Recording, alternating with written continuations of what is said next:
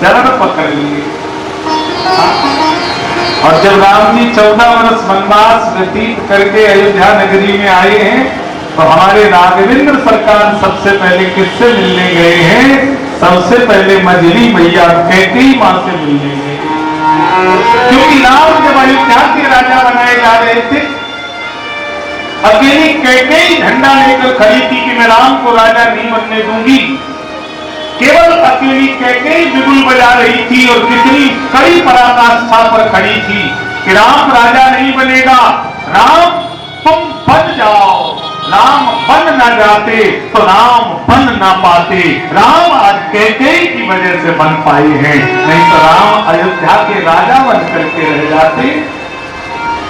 प्रथम तास गृह गए भवानी, प्रभु जाना कैकेयी न जानी। मां कैकेयी के घर गए हैं राम जी। और सुनिए, बचपन में राम जी माता कैकेयी के साथ आंख मिचोली का खेल खेल रहे हैं। अयोध्या कांड का एक दूसरा नाम है त्याग कांड। सबसे बड़ा त्याग अगर अयोध्या में किसी का है तो कैकेयी का त्याग सर्वोपरि है। कैकेयी के त्याग के आगे किसी का त्याग टिक नहीं पाता है। सिद्ध कर दे तब आप मान लेना। आंख पर राम जी की पट्टी बांधी गई, जो हाथ पकड़ लेगा और नाम बता देगा वो मुंह मांगा वचन देगा। राम जी ने कैकेयी का हाथ पकड़ लिया, ये मेरी मझली मां है। कैकेयी ने आंख की पट्टी राम की हटाई, गोद में ले लिया, राम तुम वचन मांग लो, तुम्हें क्या चाहिए? राम जी ने कहा मां तू विचार कर ले, मैं जो मांगना चाहता हूं तू दे पाएगी? क्यों? बोले हो सकता देने में तुझे अपयश ओढ़ना पड़ जाए, लोग कलंक की स्याही से तेरा नाम लिख दे, आने वाली पीढ़ी में लोग कैकेयी नाम रखना बंद कर दें। कैकेयी ने कहा राम तुम्हें मांगने में प्रसन्नता होगी तो मैं एक बार नहीं 1000 बार कलंक ओढ़ने को तैयार हो जाऊंगी, मांग लो। भगवान ने कहा मां मांग, विचार करने में जो मांगना चाहता हूं देने पर तुझे वैधव्य ओढ़ना पड़ जाए, तू विधवा हो जाए मां। कैकेयी के आंख में आंसू आ गए, राम ऐसा तुम क्या मांगना चाहते हो जिसमें मां को विधवा बना देना चाहते हो? और अगर तुम्हें प्रसन्नता होगी तो मैं विधवा भी बन जाऊंगी, तुम मांग लो राम। राम जी ने कहा मुझे 14 वर्ष का वनवास दे देना।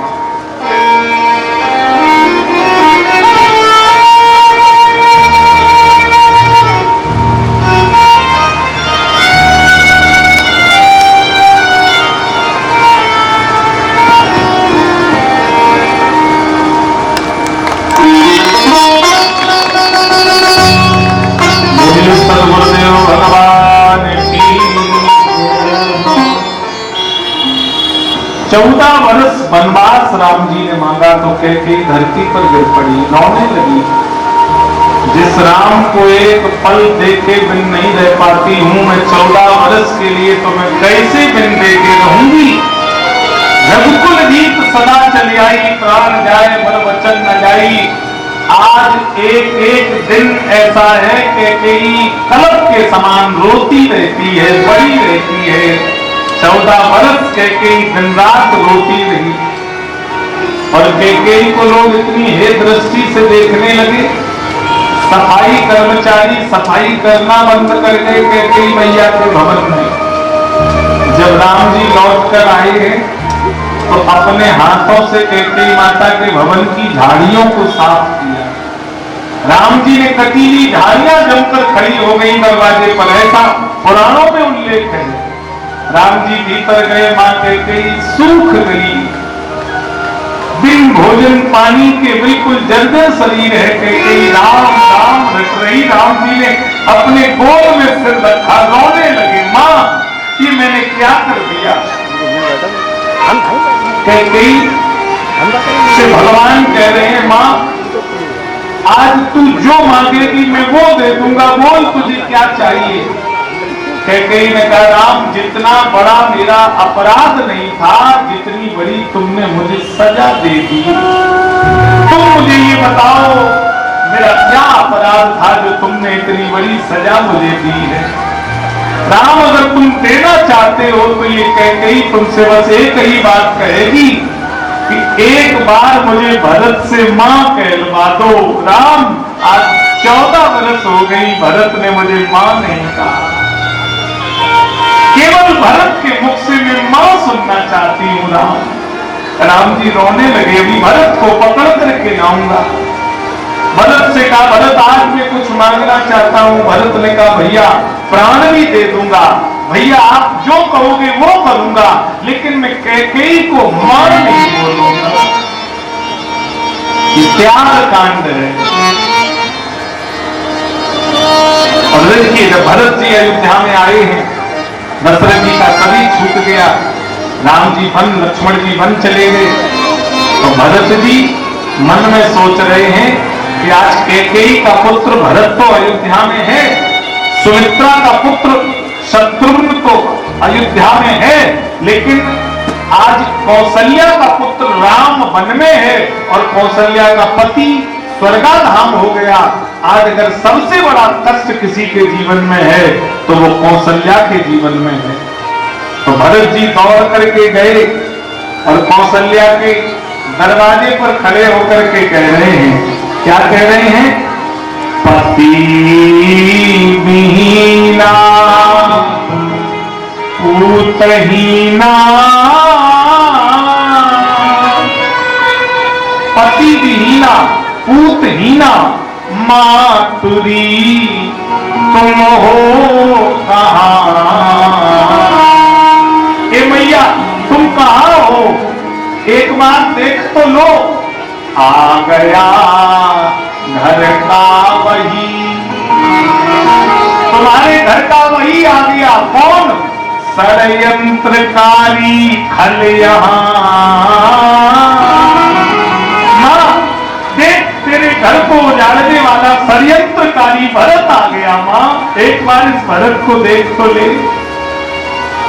भरत की आवाज सुनी तो भरत देख मात उठ धाई,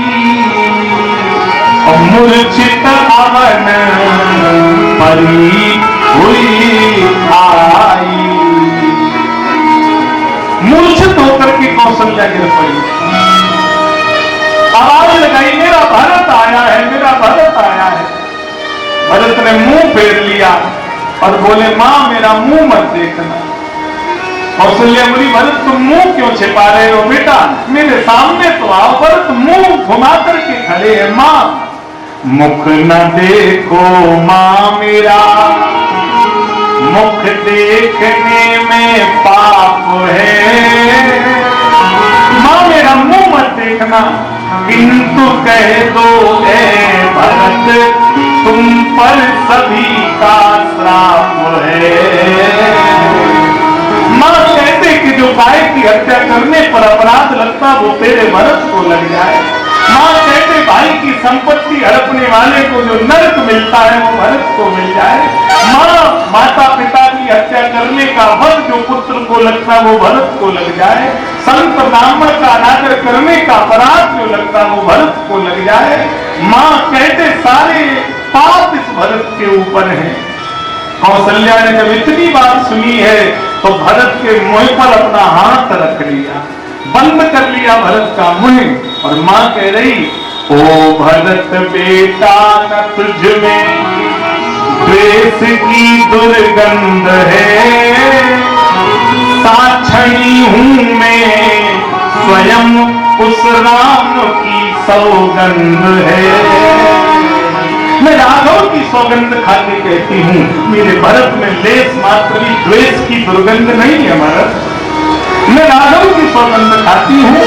हो रही संतप्त से संतप्त मेरी आत्मा, आज उड़ा दे भानुकुल की यह कलंकी चंद्रमा। मेरी गोद में आजा भरत, मेरी छाती फट रही है, एक बार तू मेरे गोद में आ जाएगा तो मेरे दुख दूर हो जाएंगे।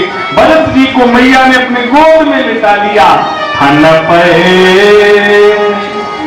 प्रभय नयन जल छाए, आंख से अश्रु मैया के स्तनों से होकर के बह रहे हैं। हन पे प्रभय नयन जल छाए। भरत ने कहा, मां तुम चाहती तो राम भैया बन न जाते, तुमने क्यों नहीं रोका? कौशल्या बोली मैं चाहती तो रोक देती भरत, लेकिन मैंने नहीं रोका। क्यों?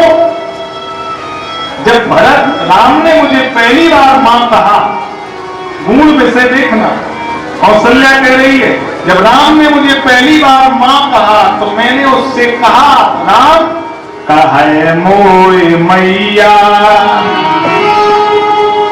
मैंने कहा मैया मैं भरत की।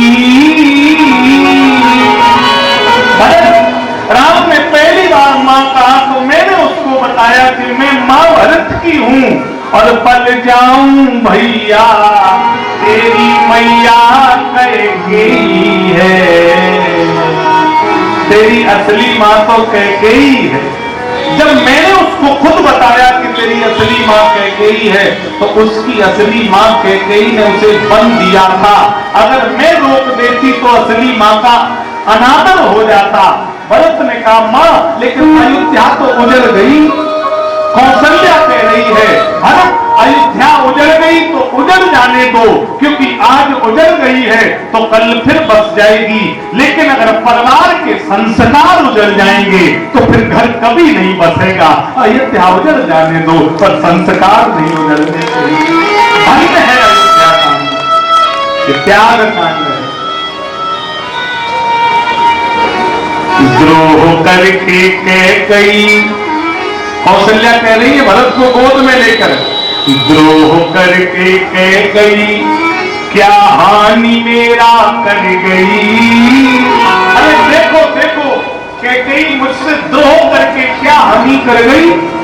देख ले कोई मेरी सोनी सी गोदी भर गई, मेरी तो गोद फिर से भर गई है। हाँ और आ गया मेरा वही तू नाम सचमुच राम है, तू वही और तू यही बस भिन्न केवल नाम है। त्याग कांड है।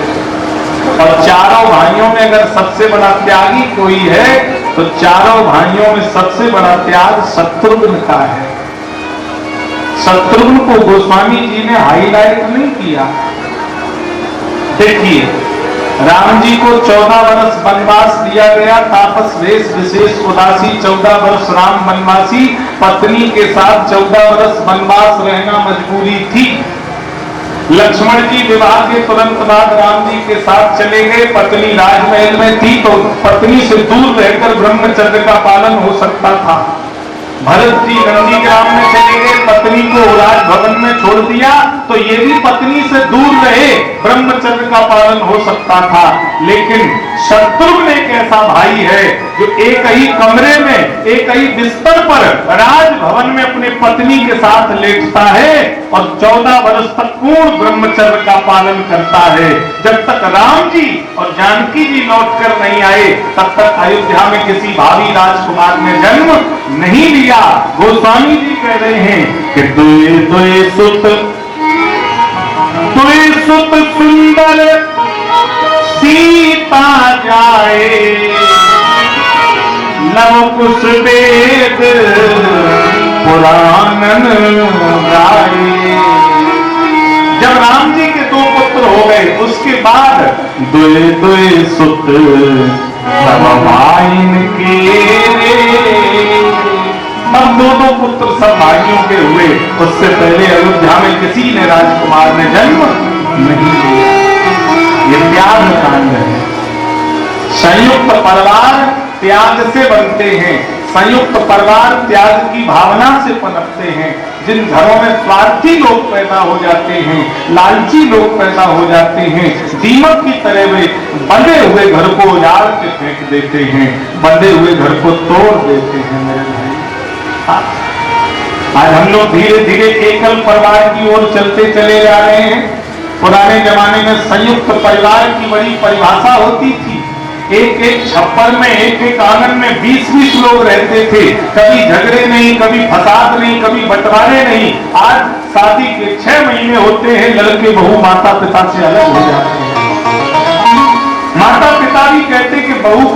बेटा तुम अलग रहो, तुम्हारी बहू रोज कलेश सवेरे उठ करके रोज रोज का तमाशा, भैया तुम अलग ले जाओ, हमें रोटी गरम गरम नहीं चाहिए। अब देखो लड़के बहू अलग रह रहे हैं और पति पत्नी में भी बन नहीं गई। अगर पति ने कोई बात कह दी तो पत्नी छत पे गई और पंखा में फांसी लगाते लटक गई। बताइए ये गृहस्थ आश्रम है? बताइए ये गृहस्थ आश्रम मानने वाले लोग हैं? हमारे पूर्वज लोग थे, कितने कितने कष्ट झेलते थे, लेकिन संघर्ष के साथ गृहस्थ आश्रम को बढ़ाते थे। धन्यो गृहस्थ आश्रम, इसमें 4 बातें कही दी जाती हैं और इसमें 4 बातें सुनी दी जाती हैं। ये नहीं कि कोई कह दे तो आप आत्महत्या कर लें, आप अपने शरीर को त्याग दें। तो हम एकल परिवार की ओर जा रहे हैं। पहले पुराने जमाने में जब बिटिया के लिए लड़का देखने जाते थे लोग, तो एक लड़के वाले को बिटिया नहीं करते थे, बोले बड़े घर में बिटिया करेंगे, अगर कोई झगड़ा झंझट होगा तो हमारी बिटिया के घर में परिवार में लोग तो होंगे। और आज हम लोग बिटिया के लिए लड़का देखने जाते हैं तो क्या कहते, छोटा सा परिवार हो, छोटा सा अकेला लड़का हो तो बहुत।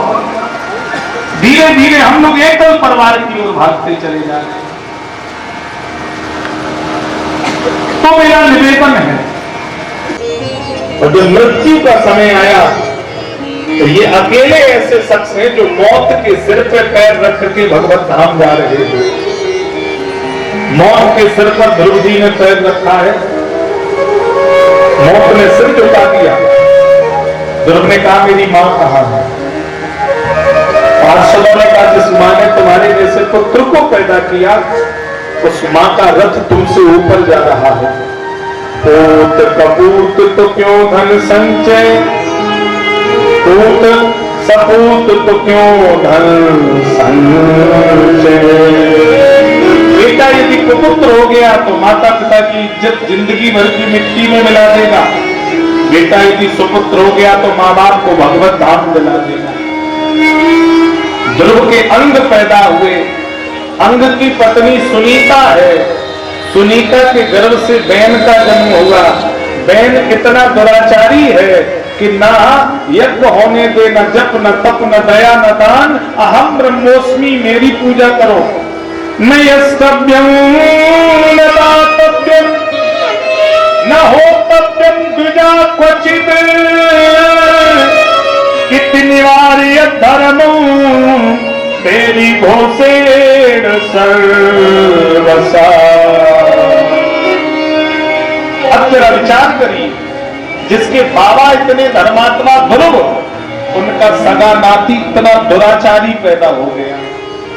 कभी कभी देखा होगा पिता धर्मात्मा औलाद नालायक पैदा हो जाती है, या पिता दुष्ट प्रवृत्ति का औलाद धर्मात्मा पैदा हो जाती है। क्यों? पुराने जमाने के पुरखा जब शादी विवाह के लिए जाते थे तो लड़की देखने से पहले लड़की का ममाना देखा जाता था। लड़का देखने से पहले लड़के का ममा पक्ष देखा जाता था। जन्म से ही ममा पक्ष का 30% गुण बच्चे में विद्यमान होता है। बच्चे अगर अच्छे घर में बच्चा पैदा है और ममाना खराब है तो खराब लक्षण बच्चे में 30% अपने आप आएंगे, और ममाना अच्छा है और बच्चा खराब घर में पैदा हो तो 30% अच्छे गुण ममाने के उस बच्चे में अपने आप विद्यमान हो जाएंगे। तो बैन की मां सुनीता है, सुनीता मृत्यु की बिटिया है। मृत्यु के घर सुबह से शाम तक मार धाड़ करी जाती है, तो ये भी मार धाड़ मचाता रहता है। एक दिन ब्राह्मणों ने यज्ञ के द्वारा इसका वध कर दिया। हन्यता हन्यता मेषु पापा प्रकृति दारुणा,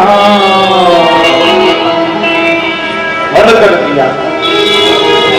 जीव जगत सावासु कुरुते भस्मसाद ध्रुवम।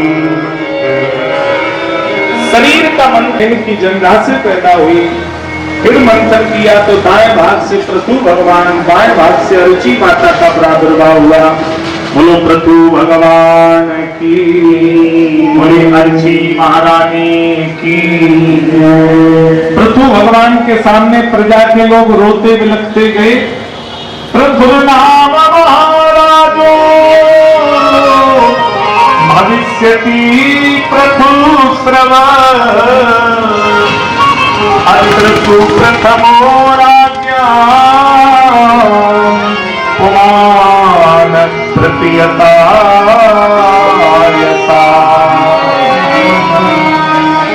धरती हाथ जोड़कर प्रकट हो गई। एक दाने का 39 गुना धरती यदि वापस न करे तो समझ लेना कि धरती पर अनाचार का बोलबाला बढ़ने लगा है। धरती ने हाथ जोड़कर कहा है, प्रभु कहाँ रहूं इस दुनिया में जहां कूड़ भी बेचे जाते हैं, तप धर्म धैर्य और उपासना सद्भाव भी बेचे जाते हैं। जहां पहले थे मंदिर मस्जिद वहां खुले हुए हैं मधुशाला। मैं कहाँ रहूं इस दुनिया में जहाँ कूड़ भी बेचे जाते हैं। और इतना ही नहीं, अर्थी से उतर के बिका कफन शमशान भी बेचे जाते हैं। इंसानों की औकात ही क्या, भगवान भी बेचे जाते हैं। मैं कहाँ रहूं इस दुनिया में जहाँ कुनूर भी बेचे जाते हैं।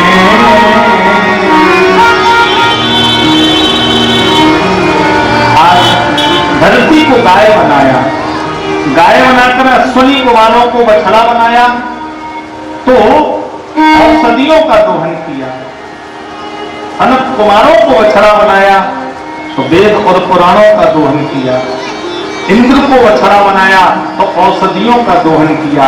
आज जो भी पृथ्वी पर है ये सब पृथ्वी से ही दोहन कराया गया।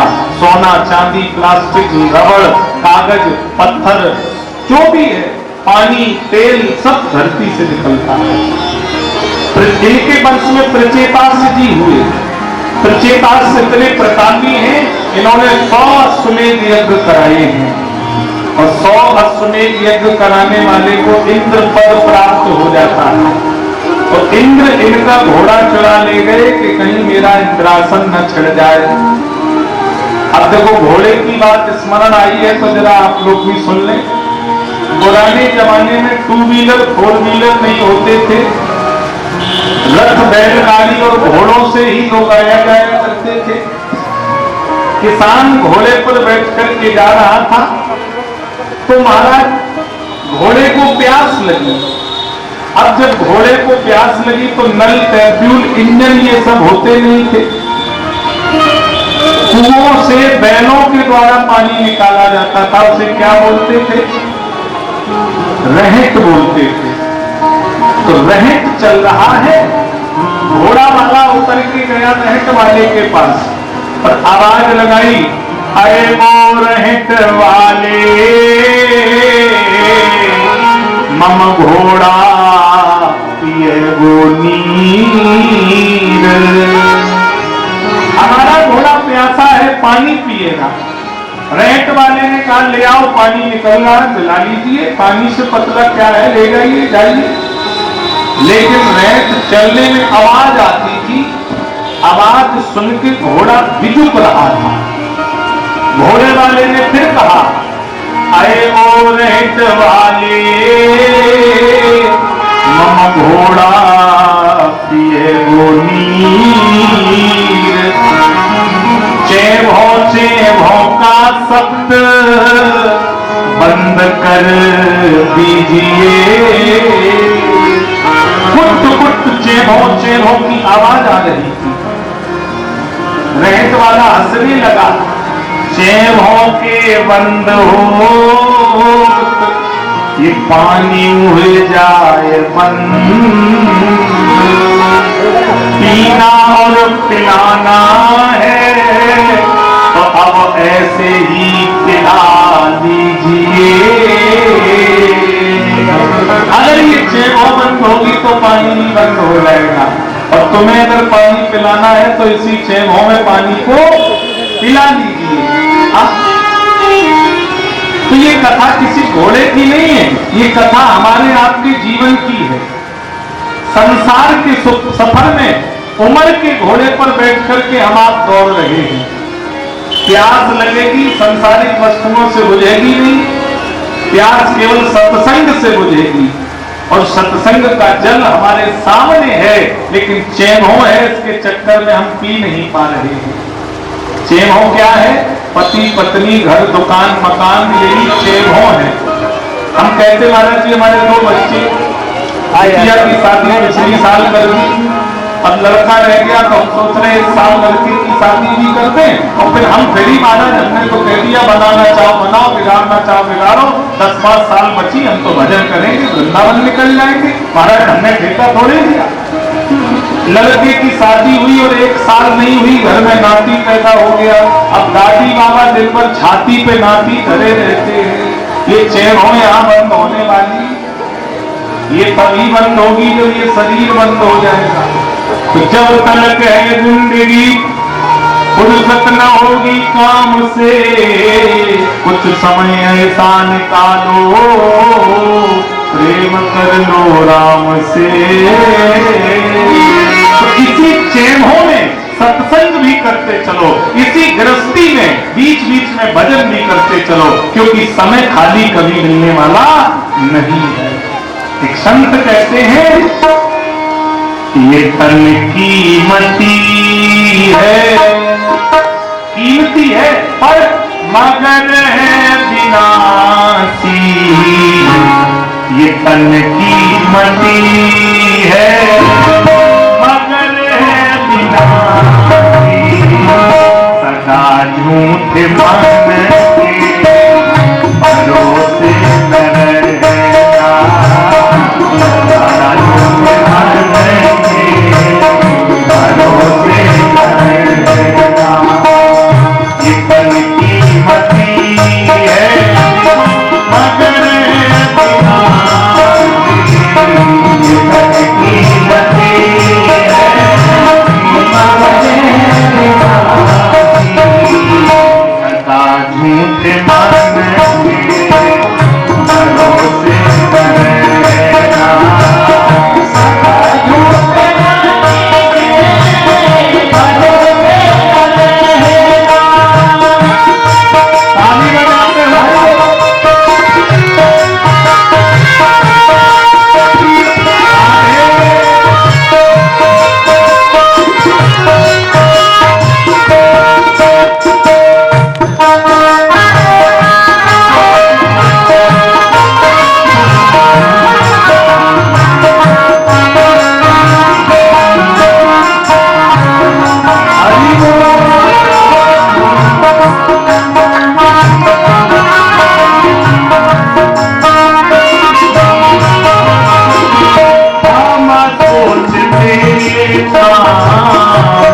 दुनिया के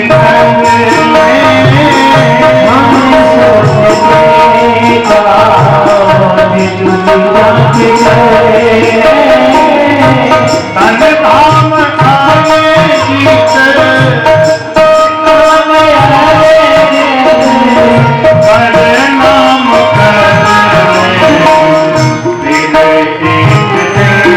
बन के साधु रहेंगे,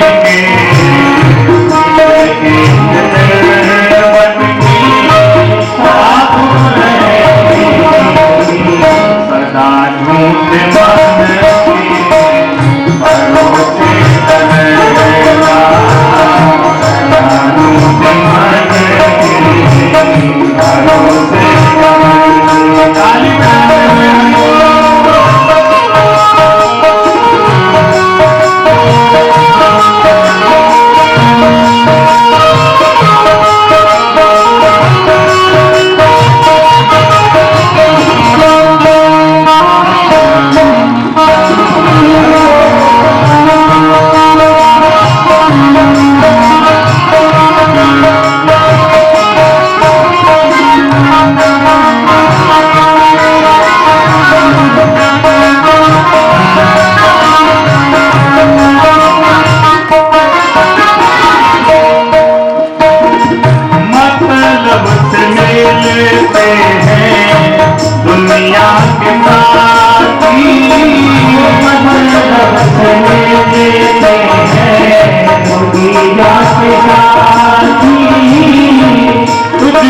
जो मेरा मेरा कहेंगे, तुझको मेरा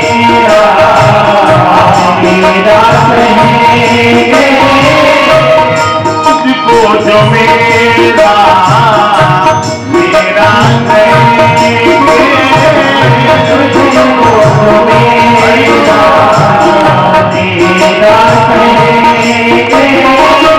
जरूरी नहीं वो भी तेरे रहेंगे,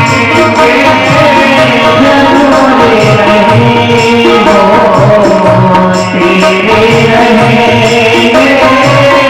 मतलब से मिलते हैं, मतलब से मिलते हैं, दुनिया के साथी सदा इस मिलन के भरोसे रहेगा, सदा इस मिलन के भरोसे रहेगा, सदा इस मिलन के भरोसे रहेगा।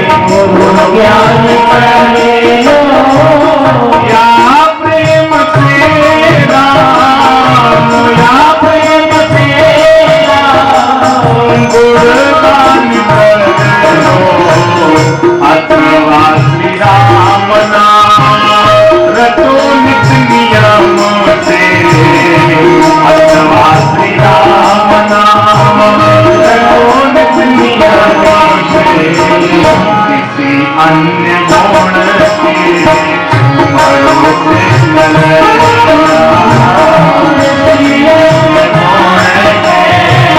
भरोसे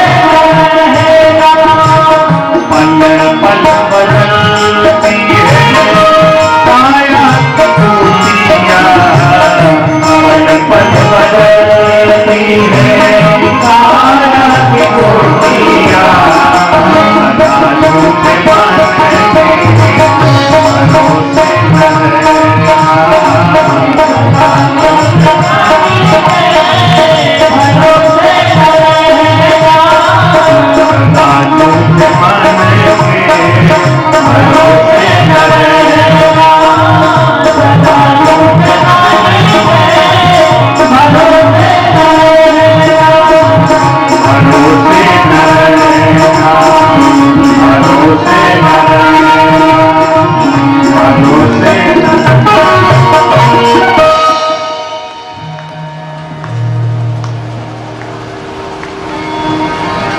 क्षण बदलता है वृत्ति जो अपनी,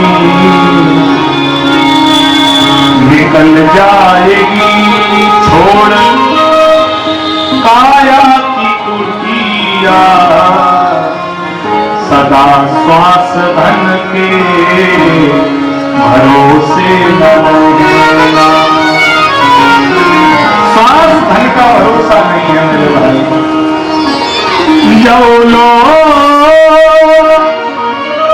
तेल दिया में बाती, जगमग जगमग हो रहा है, घट गो तेल में पच गई बाती, ले चल